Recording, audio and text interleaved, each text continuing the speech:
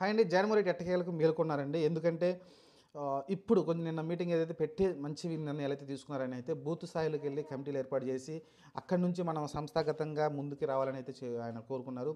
అలానే మనం ఇంకా యుద్ధం స్టార్ట్ చేస్తున్నాం. మనం యుద్ధంలో గెలవాలని అయితే ఆయనైతే ఆకాంక్షించారు. అలానే ఇంతకుముందు జగన్మోహన్ రెడ్డి చెప్పి జస్ట్ ఆయన మాట్లాడతాడు. గంట గాని, 2 గంటలని మాట్లాడతాడు. ఆ తర్వాత జస్ట్ ఇంక వెళ్ళిపోతాడు తప్ప అక్కడున్న కార్యకర్తలు గాని, నాయకులు గాని మాటలు గాని, సలహాలైతే తీసుకోడు. నిన్న మటుకు అక్కడున్న నాయకులు వచ్చిన వాళ్ళ మాటలు విన్నాడు ఓపికగా. వాళ్ళ సలహాలు కూడా తీసుకున్నట్టు తర్వాత తన నిర్ణయం తను అయితే చెప్పడం చూసాం. ఇదొక మంచి పరిణామం. అలానే మన ఎలక్షన్ ఓటమిలకి కారణాలు ఏంటనేది శోధించారు ఆల్రెడీ. మనం అంతకుముందు కూడా మాట్లాడుకున్నాం.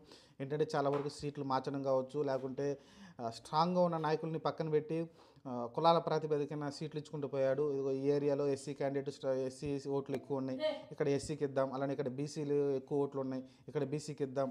అలా ఓసీ ఉన్నారు, ఇక్కడ ఓసీలు ఎక్కువ ఉన్నారు, ఓసీకి ఇద్దాం. ఇలా రకరకాలుగా అని చాలా కొత్త వాళ్ళకి ఇవ్వడం కావచ్చు, లోకల్గా స్ట్రాంగ్గా ఉన్న నాయకులకి సీట్లు ఇవ్వడం కావచ్చు, లేకుంటే వేరే పర్సన్ తీసుకొచ్చి ఇక్కడ పెట్టడం కావచ్చు.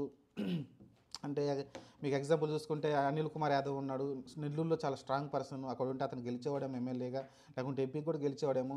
అతను తీసుకొచ్చి నర్సరాపేటకి ఎంపీగా పోటీ చేయడం కావచ్చు, లేకుంటే విడుదల రజనీని చిలకలూరిపేటను తీసుకెళ్ళి గుంటూరు 2లో పోటీ చేయించడం కావచ్చు. ఇలా ఇలా చిన్న చిన్న మార్పులు ఏదైతే చేశాడో ఆయన, ఆ మార్పుల వల్ల చాలా ఇబ్బందులు కలిగింది. ఎందుకంటే వాళ్ళకి స్ట్రాంగ్గా బేస్గా ఉన్న లోకల్ నాయకుల్ని ఇప్పుడు అనిల్ కుమార్ యాదవ్ నెల్లూరులో చిన్నప్పటి నుంచి